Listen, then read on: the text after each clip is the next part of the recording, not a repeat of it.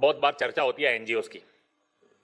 हमारे यहाँ एनजीओ कहने के बाद हमारे ध्यान में आता है सेवा करने वाली कोई संस्था, कोई स्कूल चलाने वाली, कोई हॉस्पिटल चलाने वाली, थोड़ा जिसका दायरा बड़ा हो गया, ऐसा हमारे दिमाग में आता है। ये सरकार आई तो थोड़ा एनजीओ के ऊपर कुछ अंकुश लगे, बड़ी चर्चाएं शुरू हुई। बेचारे इतने दुनिया के दूसरे देशों से आकर सेवा करने वाले लोग, उनके ऊपर प्रतिबंध लगाए जा रहे हैं। उनकी भावना समझने की कोई कोशिश ही नहीं कर रहा।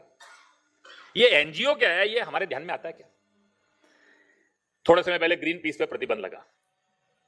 क्यों लगा? एक आईबी का एजेंट ग्रीन पीस की एक मीटिंग में पहुंच गया नागालैंड के अंदर।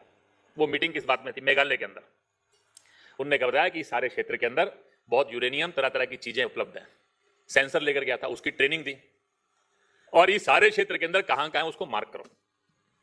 फिर केवल इतना ही नहीं, उन्होंने कहा कि देखो ये भारत जो है ना, ये हमसे संसाधन खींचना चाहता है, ये हमको भारत को इस्तेमाल नहीं करने देने। एक दिन ये क्षेत्र हमारे पास आएगा, हमारा इंडिपेंडेंट होगा, तब हम उसका इंतजार प्रयोग करके हम और एक शक्तिशाली और मजबूत देश के रूप में खड़े होंगे। और इसके लिए आंदोलन करने पड़े तो आंदोलन भी करिए। अब ये सारी बातें रिकॉर्ड हो गई। वो ग्रीन पीस के प्रतिनिधि वहां थे, जिसके आधार पर उन पर कार्रवाई हुई और ग्रीन पीस के ऊपर प्रतिबंध लगा। बहुत सारी बातों की चर्चा ये सारी शुरू हुई, लेकिन मेरा कहना है कि वो सारी घटना को लेकर नहीं, ये ग्रीन पीस क्या है ये हमारे ध्यान में आता क्या? डॉक्टर पैट्रिक मूर करके उसके फाउंडर थे, जिन्होंने ग्रीन पीस शुरू किया था। उन्होंने किताब लिखी है, उसका नाम है the confessions of the green peas. मैंने उसकी एक समरी पढ़ी है। इस ग्रीन पीस ने दुनिया में क्या क्या किया है, उसके कुछ कन्फेशंस उन्होंने उसके अंदर वो किए। लेकिन कुल मिलाकर ग्रीन पीस क्या है, तो उसके पास 6000 करोड़ रुपए के 6 जहाज हैं। बेचारे गरीब सेवा करने वाले, दुनिया से पैसा इकट्ठा करके इतनी दूर आकर सेवा करने वाला ऐसा एनजीओ, और उसके पास 6000 करोड़ रुपए के 6 जहाज हैं। 30,000 कर्मचारी हैं उसके पास, और उसका मंथली पे bill that is 40 crore rupees.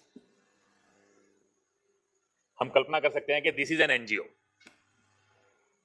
हमारी एनजीओ की कल्पना और दुनिया के एनजीओ की कल्पना ये हमारे ध्यान में रहती है क्या? कभी कभी हम इवेंजेलिकल चर्च की बात करते हैं, लोग हमको बहुत आलोचना करते हैं, अरे आप हमको इवेंजेलिकल चर्च का अमेरिका का बजट मालूम है क्या?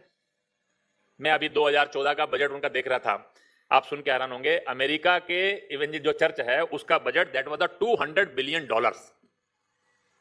एक किताब छपी है, contribution of church in economy of America.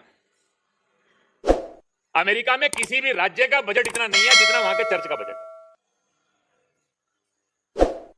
हमारे ध्यान के अंदर ये सब बातें आती है क्या? तीस्ता शीतलवाड़ का नाम बहुत सुना। कम्युनिज्म कम्बैट, बेचारी सेकुलरिज्म के लिए लड़ने वाली, कट्टरवाद के खिलाफ लड़ने वाली, उसकी इकोनॉमी कैसे चलती है? कम्युनिज्म कम्बैट एक पत्रिका निकालती है। तो भारत में तो 1000 ग्राहक है उसके कुल। अब वो 1000 ग्राहक है, 30-40 रुपए की, 50 रुपए की वो किताब है। इसके आधार पर वो सर्वाइव कर सकती है क्या? लेकिन असली बात क्या है, उसके 1.5 लाख ग्राहक है गल्फ के अंदर। वो जो पत्रिका है, उस पत्रिका के भारत में तो 1000 ही है, लेकिन 1.5 लाख उसके जो ग्राहक है वो गल्फ कंट्रीज के अंदर है, और उसके 3 गुना ज्यादा उसकी कीमत है। तो that is the basis of the economy of communism combat. ये सब भारत के अंदर अध्ययन करने वाले लोग, वो कभी इन सारी शक्तियों के बारे में जागरूक होंगे क्या? सारे देश के अंदर एक वातावरण बन रहा है। सहारनपुर के राइट्स हुए थे, 2 हैशटैग चल रहे थे, एक दलित वर्सेस ठाकुर, एक चल रहा था दलित मुस्लिम यूनिटी। दोनों हैशटैग पाकिस्तान से चल रहे थे। जलियाकट्टू के अंदर 47 सोशल मीडिया के ऊपर हैशटैग चल रहे थे, 27 पाकिस्तान से चले।